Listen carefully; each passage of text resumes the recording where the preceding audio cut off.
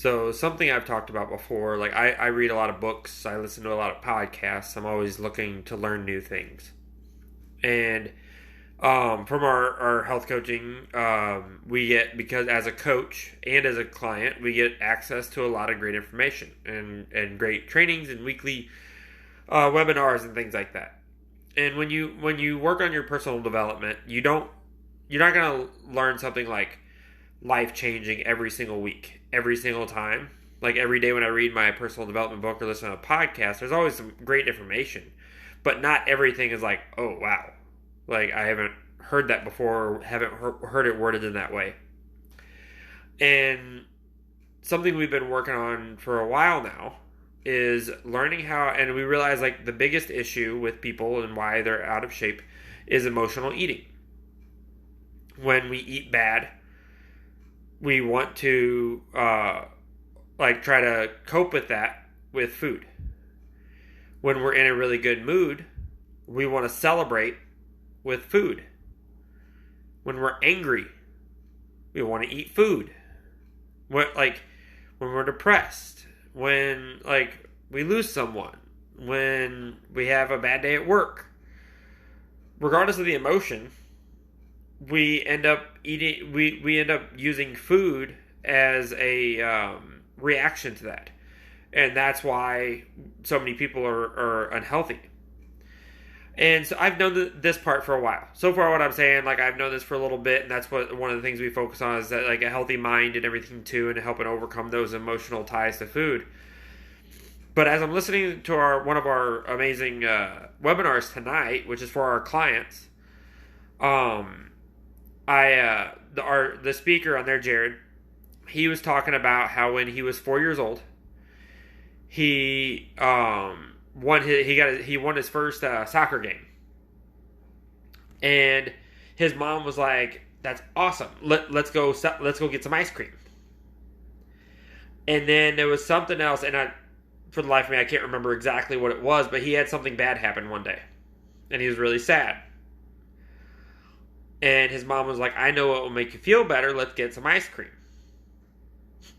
And like, I've never thought about it this way because, like, forever we've been like, I'm always about like overcoming emotional eating, and I've gotten so much better myself at it, and I've helped a lot of other people get better at that. But what I didn't realize is we've been doing that to our son.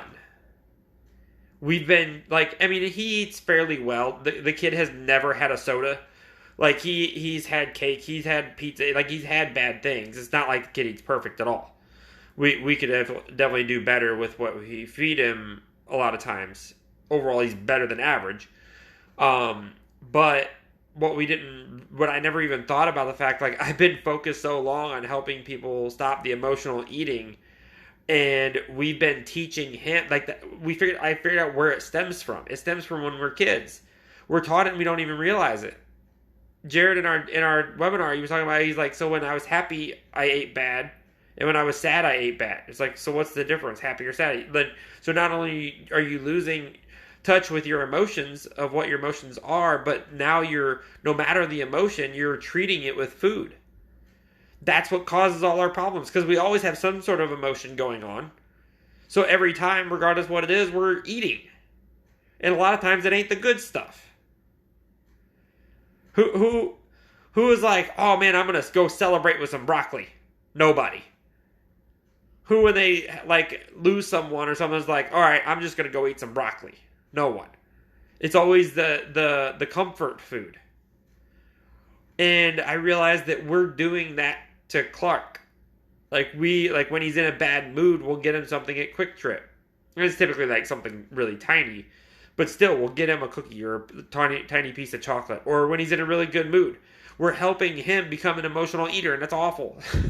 And I'm not like, and I told Stephanie, like, we're not like condemning ourselves for it or anything like that. We just didn't realize it. But it's awesome that now we're aware of that, so that now moving forward, we can stop doing that to him and stop rewarding him with food or like helping him cope with food.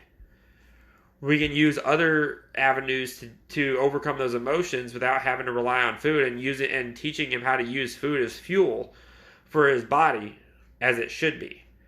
Because that's where it all stems from. It was like an eye-opening, it was a complete awakening.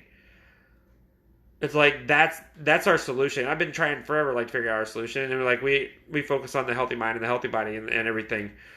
But, like, that's a big part of it is with kids. We have to start when they're little. Many of you watching this, I know, I can see some people are watching it. I know you have kids. That's where it starts. Like, we want to make sure that all, like, our kids, when they are, let's stop the trend of celebrating with food and stop the trend of coping with food. And it starts with your little ones. If you can break that trend, we will change the world for generations to come. But it has to start now. We have to break the trend now. Because once they get older, like I actually listened to another podcast recently, and there's a guy, Dr. Joe Dispenza. I'm actually going to get one of his books. But he talks about how the majority of our synapses that are firing our brain are set by the time we're about 6 years old. Oh, hey, look at that. Hi, buddy. He's supposed to be asleep. But most of the synapses are set by the time we're 6 years old. So we want to start working, like if we fix those issues and those emotional ties by the time they're 6, and if they're beyond that, you can still work on it. But if you fix them by then that's going to set them up for success for the rest of their lives. Hold on, just a second, buddy. Apparently my child needs me. But yeah, let's break the emotional ties to eating with ourselves and especially with our kids, because they're the future generations. They're 20% of our present and 100% of our future. That's how we're going to change the world.